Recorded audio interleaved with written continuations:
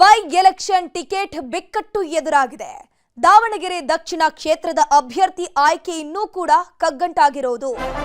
ಅಲ್ಪಸಂಖ್ಯಾತರಿಗೆ ಟಿಕೆಟ್ ನೀಡೋಕೆ ಈ ಹಿಂದೆಯಿಂದಲೂ ಕೂಡ ಪಟ್ಟು ಕೇಳಿ ಬರ್ತಾನೆ ಇದೆ. ಜಮೀರ್ ಅಹಮದ್ ಖಾನ್ ಕೂಡ ಸಾಕಷ್ಟು ಕಸರತ್ತನ್ನ ನಡೆಸ್ತಾ ಇದ್ದಾರೆ. ದಾವಣಗೆರೆ ದಕ್ಷಿಣ ಕ್ಷೇತ್ರದ ಅಭ್ಯರ್ಥಿ ಆಯ್ಕೆ ಈಗ ಕಾಂಗ್ರೆಸ್ಗೆ ತಲೆಬಿಸಿಯಾಗಿ ಹೋಗಿದೆ. ಈಗಾಗಲೇ ಇಬ್ರು ನಾಮಪತ್ರ ಸಲ್ಲಿಕೆ ಮಾಡಾಗಿದೆ. ಸೊ ಈಗ ಬಿ ಫಾರಂ ಕೊಡದೆ ಕಾಂಗ್ರೆಸ್ನಿಂದ ನಾಮಪತ್ರವನ್ನು ಸಲ್ಲಿಕೆ ಮಾಡಿರೋದು. ಸುರ್ಜೇವಾಲಾ ಮುಂದೆ ಸಚಿವ ಜಮೀರ್ ಬೇಡಿಕೆಯನ್ನು ಇಡ್ತಿದ್ದಾರೆ. ಅಲ್ಪಸಂಖ್ಯಾತರಿಗೆ ಮಣೆ ಹಾಕಿ ಅಂತ ಹೇಳ್ಕೊಂಡು ಹೈಕಮಾಂಡ್ಗೆ ಹೇಳ್ತೀವಿ ಅಂತ ಸುರ್ಜೇವಾಲಾ ಅವರು ಇಲ್ಲಿ ಭರವಸೆಯನ್ನ ಕೊಡ್ತಾ ಇದ್ದಾರಂತೆ. ಸುರ್ಜೇವಾಲಾ ಬಳಿಕ ಎಐಸಿಸಿ ಅಧ್ಯಕ್ಷ ಮಲ್ಲಿಕಾರ್ಜುನ ಖರ್ಗೆ ಭೇಟಿ ಮಾಡಲಿದ್ದಾರೆ.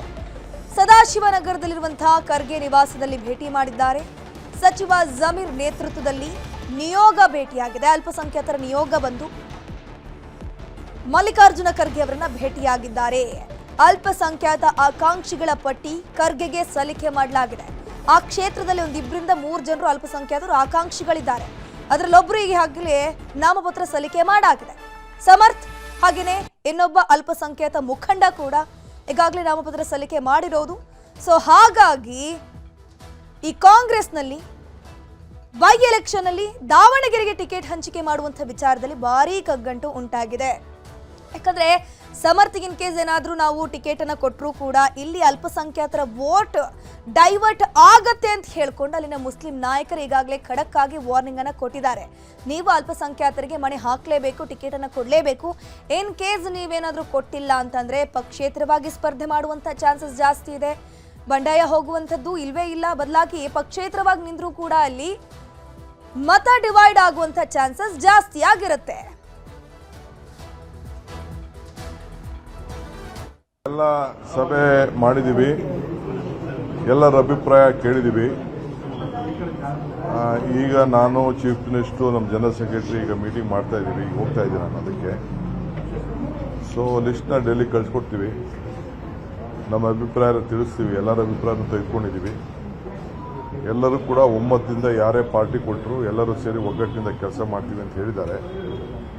ಮಲ್ಲಿಕಾರ್ಜುನ್ ಕೂಡ ಅವರ ಇದಕ್ಕೋಸ್ಕರ ನಾನು ಹಾಕಿದ್ದೀನಿ, ಟೈಮು ಚೆನ್ನಾಗಿತ್ತು ಅಂತ ಹಾಕಿದ್ದೀನಿ. ಪಾರ್ಟಿ ಹೇಳಿದ್ರೆ ನಾನು ಬೇಕಾದ್ರೆ ವಿಡ್ರಾ ಮಾಡೋಕ್ಕೆ ರೆಡಿ ಇದ್ದೀನಿ. ಯಾವಾಗ ಹೇಳ್ತಾರೋ ವಿಡ್ರಾ ಮಾಡ್ತೀನಿ, ಪಾರ್ಟಿ ಹೇಳ್ದಂಗೆ ಕೆಲಸ ಮಾಡ್ತೀನಿ ಅಂತ ಮಲ್ಲಿಕಾರ್ಜುನ ಹೇಳಿದ್ದಾರೆ. ಮತ್ತು ಬೇರೆ ಮಲ್ಲಿಕಾರ್ಜುನ್ ಹೇಳಿದ್ದಾರೆ. ಮೈನಾರಿಟಿ ಲೀಡರ್ಸ್ ಕೂಡ ಅವರು ಎಲ್ಲ ಪಾರ್ಟಿಗೋಸ್ಕರ ನಾವೆಲ್ಲ ಒಗ್ಗಟ್ಟಿನಿಂದ ಪಾರ್ಟಿ ಏನು ಕೇಳ್ತೀವಿ ಅಂತ ಅವರು ಕೂಡ ಎಲ್ಲರೂ ಹೇಳಿದ್ದಾರೆ. ಪಾರ್ಟಿ ನಮಗೆ ಭಾಳ ಮುಖ್ಯ ಅಂತ. ಸೊ ಒಮ್ಮತ ಮೂಡಿದೆ. ನಮ್ಮ ಅಭಿಪ್ರಾಯನ ತಿಳಿಸ್ತೀವಿ. ಖಂಡಿತ ಇವತ್ತೇ ತೀರ್ಮಾನ ಮಾಡಿಬಿಟ್ಟು ಡೆಲ್ಲಿ ಕಳಿಸ್ತೀವಿ. ಅಲ್ಲಿ ಸಿ ಕೂತ್ಕೋಬೇಕು. ಅವ್ರು ಕೂತ್ಕೊಂಡು ಸುರ್ಜೇವಾಲಾ ಸಭೆಗೆ ಸಚಿವ ಎಸ್ ಮಲ್ಲಿಕಾರ್ಜುನ್ ಗೈರಾಗಿದ್ದಾರೆ. ಯಾಕಂದ್ರೆ ಈ ಹಿಂದೆಯಿಂದಲೂ ಕೂಡ ಅವರ ಕುಟುಂಬದವರಿಗೆ ಒಂದು ನೀವು ಮಣೆ ಹಾಕಬೇಕು, ಟಿಕೆಟ್ ಅನ್ನ ಕೊಡಬೇಕು, ನಮ್ಮ ಕ್ಷೇತ್ರ ನಾವು ಗೆಲ್ಸಿ ತೋರಿಸ್ತೀವಿ ಅಂತ ಹೇಳ್ತಾ ಬರ್ತಾ ಇದ್ರು. ಸದ್ಯಕ್ಕೆ ಎಸ್ ಮಲ್ಲಿಕಾರ್ಜುನ ದಾವಣಗೆರೆಯಲ್ಲೇ ಉಳಿದಿದ್ದಾರೆ. ಕಲೇಶ್ವರ ಮಿಲ್ನಲ್ಲಿ ಚಂದ್ರ ದರ್ಶನವನ್ನ ಪಡೆದಿದ್ದಾರೆ ಸಚಿವರು. ಇಬ್ಬರು ಪುತ್ರರ ಜೊತೆ ಮಲ್ಲಿಕಾರ್ಜುನ ಚಂದ್ರ ದರ್ಶನ ಮಾಡಿಕೊಂಡಿರುವಂಥದ್ದು. ಮಕ್ಕಳಾದ ಸಮರ್ಥ ಈಗಾಗಲೇ ಈ ಸಮರ್ಥ ನಾಮಪತ್ರವನ್ನು ಸಲ್ಲಿಕೆ ಮಾಡಿದ್ದಾರೆ. ಇವರಿಗೆ ಟಿಕೆಟ್ ಕೊಡಬೇಕು ಅಂತ ಹೇಳ್ಕೊಂಡು ಡಿಮ್ಯಾಂಡ್ ಅನ್ನು ಮಾಡ್ತಾ ಇದ್ರು. ಸಮರ್ಥ ಮತ್ತು ಶಿವು ಜೊತೆ ಚಂದ್ರ ದರ್ಶನವನ್ನ ಮಾಡಿದ್ದಾರೆ ಎಸ್ ಮಲ್ಲಿಕಾರ್ಜುನ ಅವರು. ಇಬ್ಬರು ಪುತ್ರರ ಕೈ ಹಿಡಿದು ಚಂದ್ರ ದರ್ಶನ ಮಾಡಿಸಿದ್ದಾರೆ. ಇನ್ನು ಇದೇ ವೇಳೆ ಸ್ಥಳೀಯ ಕಾಂಗ್ರೆಸ್ ಮುಖಂಡರ ಆಶೀರ್ವಾದನೂ ಕೂಡ ಸಮರ್ಥ ಪಡ್ಕೊಂಡಿದ್ದಾರೆ. ಪ್ರಭಾ ಮಲ್ಲಿಕಾರ್ಜುನ್ ಅವರು ಕೂಡ ಸ್ಟೇಟ್ಮೆಂಟ್ ಕೊಡ್ತಿದ್ರು. ಯುಗಾದಿಯಿಂದ ಹೊಸ ಚಿಗುರು ಆಗಬೇಕು, ನಮ್ಮ ಮಗ ಕೂಡ ಗೆಲ್ಲಬೇಕು, ಯುವಕರು ರಾಜಕೀಯಕ್ಕೆ ಬರಬೇಕು.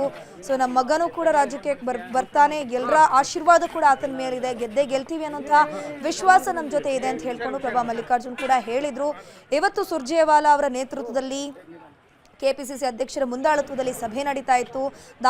ದಾವಣಗೆರೆಯ ದಕ್ಷಿಣದ ಬೈ ಎಲೆಕ್ಷನ್ಗೆ ಟಿಕೆಟ್ ಹಂಚಿಕೆ ವಿಚಾರಕ್ಕೆ ಸಂಬಂಧಪಟ್ಟಂತೆ ಒಂದು ಮಹತ್ವದ ಸಭೆ ಇದ್ರೂ ಕೂಡ ಎಸ್ ಮಲ್ಲಿಕಾರ್ಜುನ್ ಅವರು ಈ ಸಭೆಗೆ ಗೈರಾಗಿದ್ದಾರೆ. ಒಂದು ರೀತಿಯಲ್ಲಿ ಒಂದ್ ಕಡೆಯಲ್ಲಿ ಅಸಮಾಧಾನ ಇರಬಹುದು ಅನ್ನುವಂಥದ್ದು ಕೂಡ ಮೇಲ್ನೋಟಕ್ಕೆ ಕಂಡು ಬರ್ತಾ ಇದೆ. ಯಾಕಂದ್ರೆ ಸತತವಾಗಿ ಇವರು ತಮ್ಮ ಮಗಗೆ ಟಿಕೆಟ್ ಕೊಡಬೇಕು ಅಂತ ಹೇಳ್ಕೊಂಡು ಡಿಮ್ಯಾಂಡ್ ಮಾಡ್ತಾ ಇದ್ರು.